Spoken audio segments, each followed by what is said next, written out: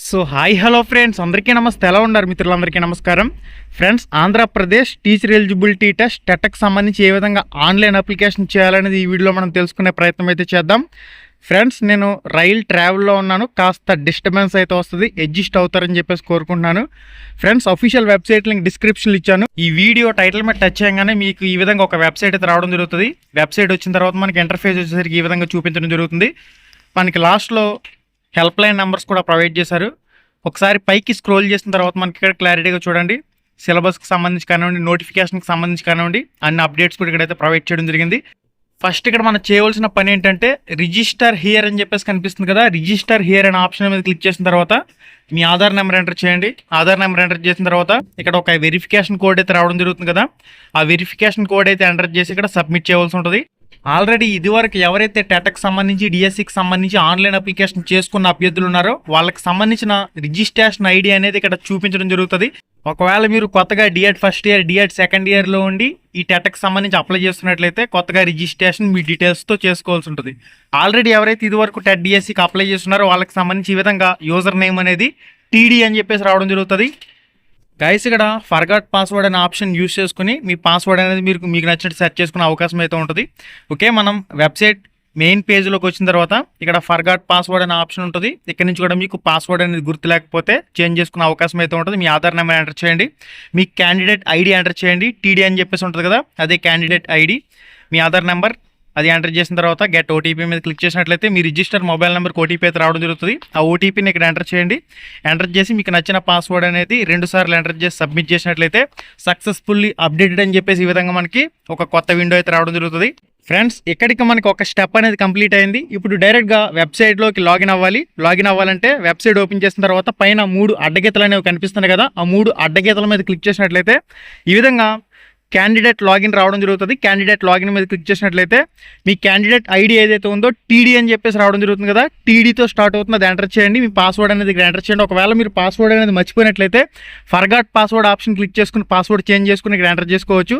Okay, ఇక్కడ ఒక verification captcha అయితే చూపించడం జరుగుతుంది కదా, ఆ verification captcha as it is type చేసి మీరు లాగిన్ అయినట్లయితే ఓకే, అది ఏ విధంగా మీకు చూపించడం జరుగుతుంది అనేది కూడా ఇక్కడ మీకు స్క్రీన్ మీద చూపిస్తున్నాను చూడండి. క్యాండిడేట్ లాగిన్లోకి వచ్చిన తర్వాత వెల్కమ్ టు ఏపీ టెట్ 2026 అని చెప్పేసి రావడం జరుగుతుంది.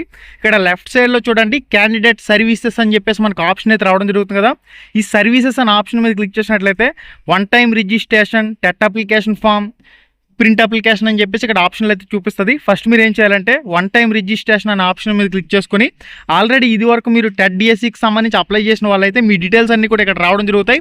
ఒకవేళ ఏదైనా మీరు యాడ్ చేసుకోవాలంటే ఇక్కడ ఎడిట్ ఆప్షన్ అయితే ఉంది, ఎడిట్ ఆప్షన్ మీద క్లిక్ చేసుకుని మీ డీటెయిల్స్ అన్నీ కూడా ఇక్కడ మీరు యాడ్ చేసుకునే అవకాశం అయితే ఉంటుంది. ఇది వరకు టెట్కి కానీ డిఎస్సికి కానీ అప్లై చేసిన వాళ్ళైతే మీరు ఏదైనా ఎక్స్ట్రా క్వాలిఫికేషన్ యాడ్ చేసుకోవాలంటే యాడ్ చేసుకోవచ్చు. ఒకవేళ క్వాలిఫికేషన్ సేమ్ ఉంటే మీరు కంటిన్యూ చేసుకోవచ్చు, సింపుల్గా సరిపోతుంది. ఓకే, మీ డీటెయిల్స్ అన్నీ కూడా 1-2 సార్లు మీరు క్లారిటీగా చెక్ చేసుకోండి. ఎడ్యుకేషన్కి సంబంధించినవి కానివ్వండి, ఇక్కడ డిఎడ్ బిఎడ్కి సంబంధించినవి కానివ్వండి, ఏదైనా ఎడిట్ చేసుకోవాలంటే ఎడిట్ అనే ఆప్షన్ ఉంది కదా, ఎడిట్ మీద క్లిక్ చేసి ఎడిట్ చేసుకోండి.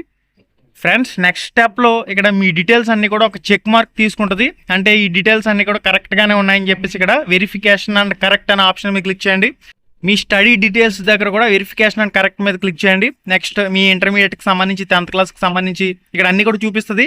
అవన్నీ కూడా వెరిఫై అండ్ కరెక్ట్ అన్నీ కూడా కరెక్ట్గా ఉన్నాయో లేదో 1-2 సార్లు చెక్ చేసుకుని వెరిఫైడ్ అండ్ కరెక్ట్ అనే ఆప్షన్ మీద క్లిక్ చేసుకున్న తర్వాత ఒకవేళ మీరు డిఎడ్ అయితే డిఎడ్, బిఎడ్ అయితే బిఎడ్కి సంబంధించిన డీటెయిల్స్ కూడా రావడం జరుగుతాయి. అది కూడా వెరిఫైడ్ అండ్ కరెక్ట్ అనే ఆప్షన్ మీద క్లిక్ చేసుకోండి. పేపర్ 1 రాస్తే పేపర్ 1A అని, పేపర్ 2 రాస్తే పేపర్ 2A అని, ఏది రాస్తే మీరు ఏ క్వాలిఫికేషన్తో ఉంటే ఆప్షన్లు అనేవి ఇక్కడ చూపిస్తే అవన్నీ కూడా వెరిఫికేషన్ అండ్ కరెక్ట్ అనే ఆప్షన్ మీద క్లిక్ చేసుకున్న తర్వాత ఫైనల్గా ఫీజ్ పేమెంట్ పేజ్లోకి వెళ్తుంది.